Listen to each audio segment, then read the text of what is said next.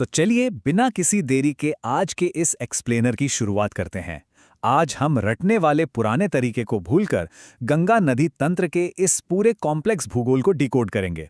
मतलब ये विशाल नदी प्रणाली असल में काम कैसे करती है, इसका पूरा स्ट्रक्चर क्या है, ये सब आज गहराई से समझने वाले हैं।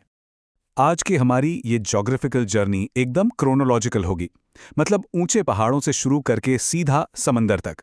पहले पंचप्रयाग को डिकोड करेंगे, फिर मैदानों का सफर, उसके बाद सहायक नदियां और कुछ हैरान करने वाले अपवाद, फिर बांध और डेल्टाज, और आखिर में बात करेंगे इस नदी की पूरी इकोलॉजी की। तो शुरुआत करते हैं पहले हिस्से से, पंचप्रयाग डिकोडिंग। अब ये कहानी शुरू होती है एकदम ऊंचे पहाड़ों से।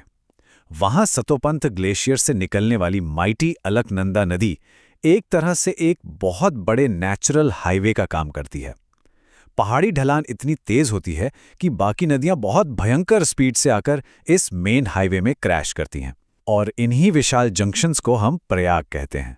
अब इन 5 संगमों की पहेली को हमेशा के लिए सुलझाने का एक बहुत ही ब्रिलियंट तरीका है। बस एक लाइन याद रखनी है, विष्णु के नंद के कान में रुद्र और देव बसे। सुनने में किसी पुराने श्लोक जैसा है ना, लेकिन ये सारे जंक्शंस का कंफ्यूजन चुटकियों में दूर कर देता है। ये एक छोटी सी लाइन उत्तर से दक्षिण का एक परफेक्ट मैप तैयार कर देती है। अलकनंदा तो अपना मेन हाईवे है ही। विष्णु से बना विष्णु प्रयाग, जहां धौली गंगा मिलती है। नंद से नंद प्रयाग और नंदाकिनी। कान से हुआ कर्ण प्रयाग, जहां पिंडर नदी आती है। रुद्र से रुद्रप्रयाग, जहां मंदाकिनी आके मिलती है। और आखिर में देव से देवप्रयाग, जहां भालीरथी इस हाईवे से आ टकराती है। और सबसे क्रूशल पॉइंट यही है, इसी अल्टीमेट जंक्शन पर यानी देवप्रयाग में जब अलकनंदा और भागीरथी का ये महाटकराव होता है तो दोनों धाराएं मिलकर एक हो जाती हैं। और बस यहीं पहली बार इस नदी को ऑफिशियली गंगा का नाम मिलता है। पहाड़ों की बात हो गई, अब बढ़ते हैं दूसरे चरण की तरफ, मैदानों की यात्रा। खड़ी और संकरी घाटियों को पीछे छोड़कर हरिद्वार से ये नदी एक बिल्कुल ही अलग अवतार ले लेती है। समतल मैदानों में आते ही इसकी रफ्तार एकदम शांत हो जाती है, और यहाँ इसके स्केल का एक बहुत ही शानदार नंबर सामने आता है, 2525।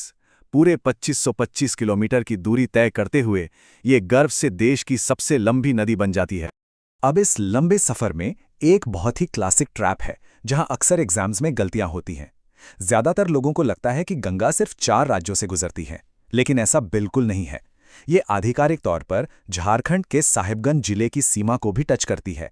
मतलब कुल मिलाकर इसका जियोग्राफिकल फ्लो पूरे 5 राज्यों से होकर गुजरता है।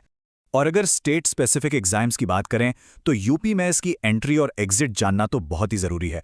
इसे याद रखना बड़ा ही आसान है। दोनों जिलों के नाम ब अक्षर से शुरू होते हैं। बिजनौर से राज्य में एंट्री और एकदम पूर्वी जिले बलिया से राज्य के बाहर एग्जिट।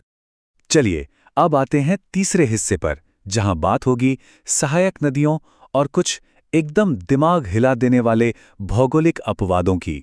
इस सफर में कई विशाल नदियां अपना पानी इसमें मिलाती हैं।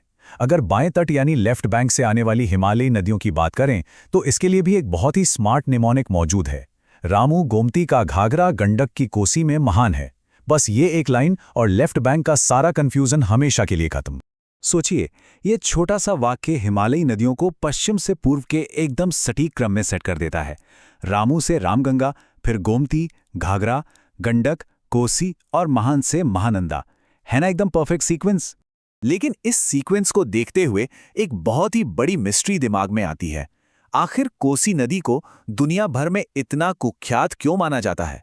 ऐसा क्या है कि इसे बिहार का शोक या सॉरो ऑफ बिहार कहा जाता है?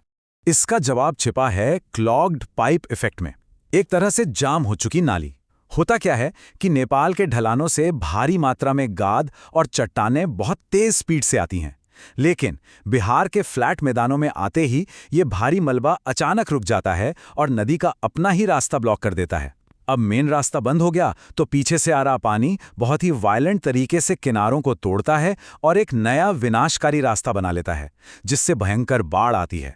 वहीं दूसरी तरफ राइट बैंक पर सोन नदी एक ऐसा जियोग्राफिकल अपवाद है जो सच में हैरान कर देता है। मतलब पानी गुरुत्वाकर्षण को मात देकर पठार की नॉर्मल ढलान के बिल्कुल उल्टा उत्तर दिशा की ओर कैसे बह सकता है? तो बात असल में लाखों साल पुरानी है, टेक्टोनिक प्लेट्स के टकराने से जमीन में जो गहरी दरारें या रिफ्ट वैलीज बनी, अमरकंटक के पठार से निकलने वाली सोन नदी वैसी ही एक फॉल्ट लाइन से होकर बहती है। इसी दरार ने वहां की नॉर्मल ढलान को बदल दिया है और यही वजह है कि सोन नदी को मजबूरी में उत्तर की ओर बहकर पटना के पास गंगा में मिलना पड़ता है। अब बढ़ते हैं चौथे चरण की तरफ, बांध और डेल्टा। जैसे जैसे हम पूर्व की ओर बढ़ते हैं, इंसान के बनाए ढांचे और लाखों टन गाद का भारी वजन इस नदी की फाइनल डेस्टिनी तय करते हैं। यहां एग्जाम्स में दो बहुत बड़े ट्रैप आते हैं। पहला, देश का सबसे ऊंचा टिहरी बांध भागीरथी नदी पर बना है, गंगा पर नहीं, क्योंकि देवप्रयाग के बाद ही तो नदी गंगा बनती है ना, और टिहरी उससे बहुत ऊपर है। और दूसरा सबसे बड़ा ट्रैप है पश्चिम बंगाल का फरक्का बैराज। अक्सर लगता है कि यह सिर्फ बाढ़ का पानी रोकने के लिए है, लेकिन फैक्ट्स बिल्कुल अलग हैं। फरक्का बैराज असल में एक मास्टर स्ट्रोक इकोनॉमिक टूल है।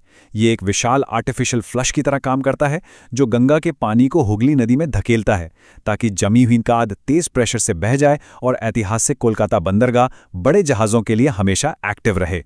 अब समंदर के करीब आते आते यही गाद एक नया मोड़ लाती है, डेल्टा फेज। ढलान लगभग 0 हो जाती है और मलबा इतना ज़्यादा कि वो नदी का रास्ता ही ब्लॉक कर देता है। इसका नतीजा, पश्चिम बंगाल में नदी पूरी तरह से दो मुख्य धाराओं में बंट जाती है। एक धारा हुगली बनकर दक्षिण की ओर भारत में बहती है और दूसरी पद्मा बनकर पूर्व की ओर बांग्लादेश में चली जाती है, और फिर निर्माण होता है विशाल सुंदरवन डेल्टा का। फाइनली आते हैं आज के आखिरी और सबसे जरूरी हिस्से पर, नदी की इकोलॉजी। ये 2525 किलोमीटर का नेटवर्क सिर्फ पानी नहीं है, बल्कि एक बहुत ही नाजुक और जीता जागता इकोसिस्टम है, जिसे 2008 में नेशनल रिवर का दर्जा भी मिला। अब किसी भी नदी का हेल्थ चेकअप कैसे होता है?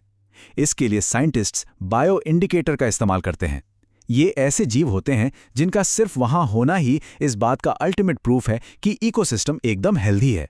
इसके लिए किसी महंगी लैब टेस्टिंग की कोई जरूरत नहीं पड़ती। और यहां बात आती है भारत के नेशनल एक्वाटिक एनिमल यानी राष्ट्रीय जलीय जीव गंगा डॉल्फिन की। ये पूरी तरह से अंधी होती हैं और शिकार के लिए अल्ट्रासाउंड या इको लोकेशन का इस्तेमाल करती हैं। लेकिन इनकी सबसे बड़ी शर्त यही है कि ये सिर्फ और सिर्फ एकदम प्योर, साफ और मीठे पानी में ही जिंदा रह सकती हैं। हल्का सा भी पोल्यूशन इनके लिए जानलेवा साबित होता है। तो आज के इस एक्सप्लेनर के आखिर में एक बहुत ही गहरा सवाल सामने आता है। अगर किसी दिन ये बेहद सेंसिटिव बायो इंडिकेटर, हमारी अंधी गंगा डॉल्फिन, इन पानियों से हमेशा के लिए गायब हो जाए, तो क्या वो इस पूरे 2525 किलोमीटर के विशाल नदी तंत्र की साइलेंट डेथ का सीधा सिग्नल नहीं होगा? ये एक ऐसा सवाल है जिस पर हम सबको गंभीरता से विचार करने की जरूरत है।